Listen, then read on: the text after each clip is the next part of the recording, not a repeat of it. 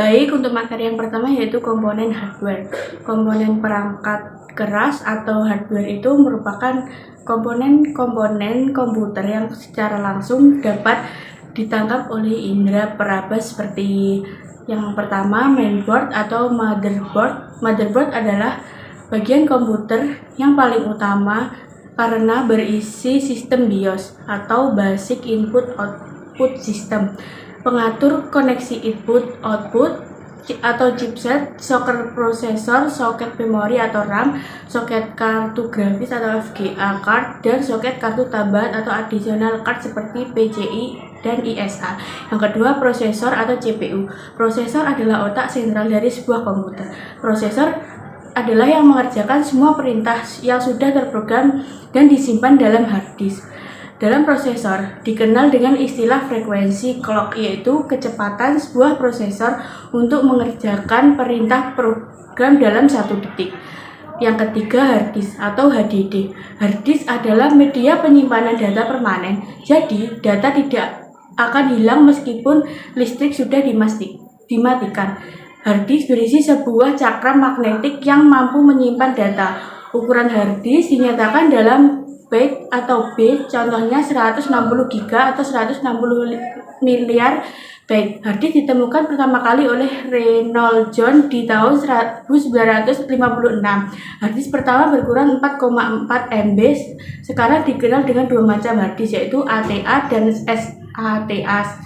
Yang keempat, RAM atau Random Access Memory. RAM adalah unit penyimpanan data dan tidak permanen, artinya dalam RAM akan hilang jika listrik mati. Ukuran data RAM dinyatakan dengan byte atau B, dan kecepatan akses RAM dinyatakan dengan Hz atau HZ.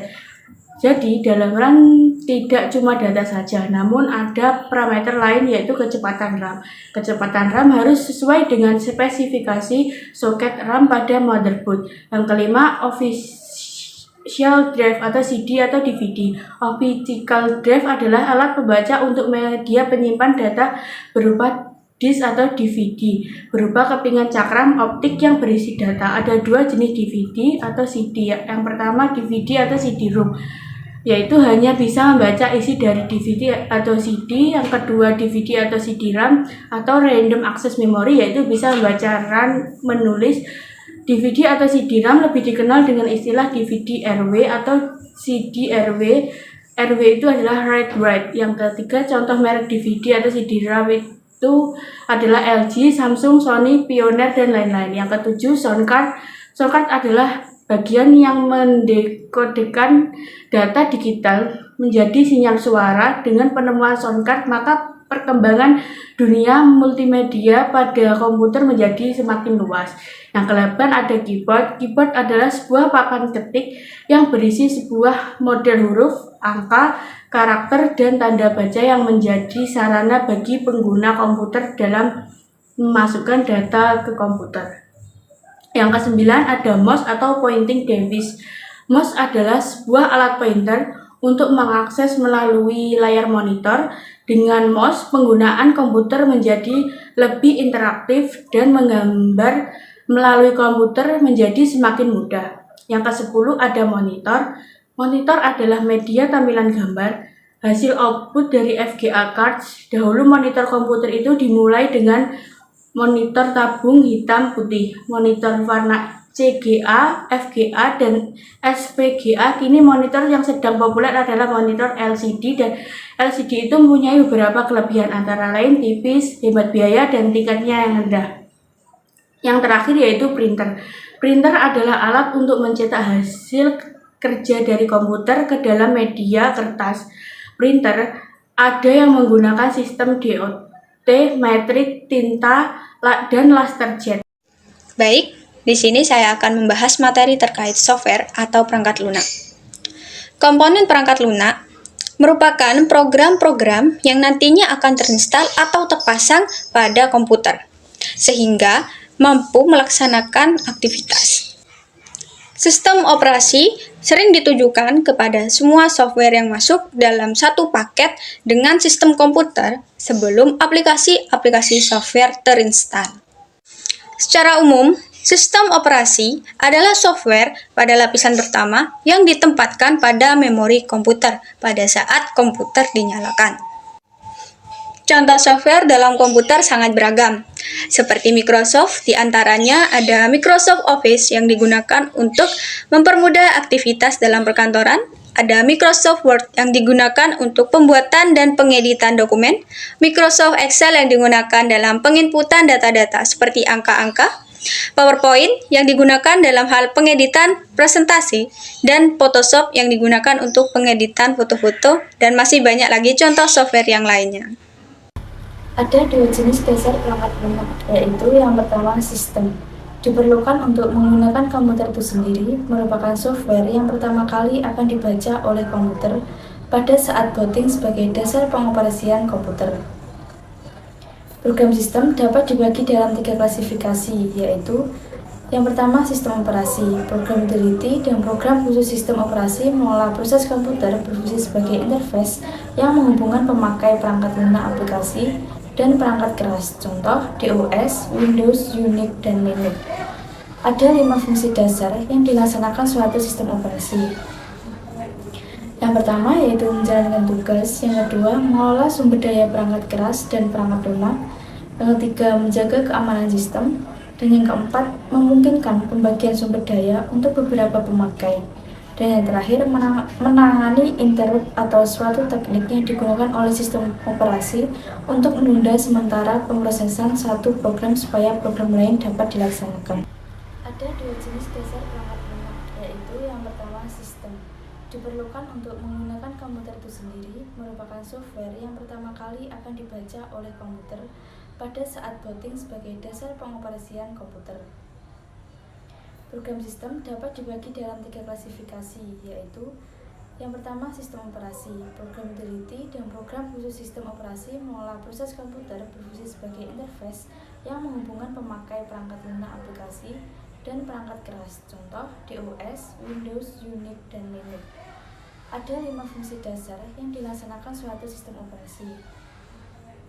Yang pertama yaitu menjalankan tugas, yang kedua mengelola sumber daya perangkat keras dan perangkat lunak, yang ketiga menjaga keamanan sistem, dan yang keempat memungkinkan pembagian sumber daya untuk beberapa pemakai, dan yang terakhir menangani interrupt atau suatu teknik yang digunakan oleh sistem operasi untuk menunda sementara pemrosesan satu program supaya program lain dapat dilaksanakan. Selanjutnya saya akan menjelaskan materi terkait prosedur dalam komponen Sistem Informasi Manajemen atau SIM. Prosedur dalam komponen SIM adalah serangkaian peraturan-peraturan yang menentukan operasi sistem komputer. Prosedur dalam komponen Sistem Informasi Manajemen juga dapat diartikan sebagai kebijakan dalam organisasi ataupun perusahaan untuk mengendalikan operasi sistem komputer. Misalnya, tahapan yang harus dilakukan oleh pemakai komputer untuk memasukkan password dan login pada jaringan komputer. Sebelum mengakses sebuah komputer, tentunya kita harus memiliki sebuah akun, di mana kita harus membuat password atau kata sandi terlebih dahulu yang digunakan untuk login atau mengakses masuk ke dalam jaringan komputer. Yang kedua, peraturan bahwa setiap transaksi dalam divisi tertentu harus tercatat dalam database komputer. Yang ketiga, terdapat standar operating procedure atau SOP yang menjelaskan aktivitas hal-hal yang sifatnya darurat apabila terjadi kerusakan atau kesalahan pada sistem perangkat lunak software ataupun perangkat keras hardware. Selanjutnya adalah brainware. Brainware merupakan setiap orang yang terlibat dalam suatu kegiatan pemanfaatan komputer atau sistem pengelolaan data. Brainware sendiri juga dapat diartikan sebagai perangkat intelektual yang mengoperasikan dan mengeksplorasi kemampuan dari hardware komputer maupun software komputer. Brainware komputer ini dibagi menjadi 4 tingkatan. Yang pertama yaitu sistem analisis yang merupakan seseorang yang bertanggung jawab atas penelitian, perencanaan, pengkoordinasian, dan merekomendasikan pemilihan perangkat lunak dan sistem yang paling sesuai dengan kebutuhan organisasi suatu bisnis ataupun perusahaan. Yang kedua adalah programmer. Programmer merupakan seseorang yang mempunyai kemampuan menguasai salah satu atau banyak bahasa pemrograman seperti bahasa C, Pascal, Java, dan lain-lain. Yang ketiga adalah administrator. Administrator merupakan seseorang yang bertugas untuk mengelola suatu sistem operasi dan program-program yang berjalan pada sebuah sistem komputer atau jaringan komputer. Yang terakhir adalah operator.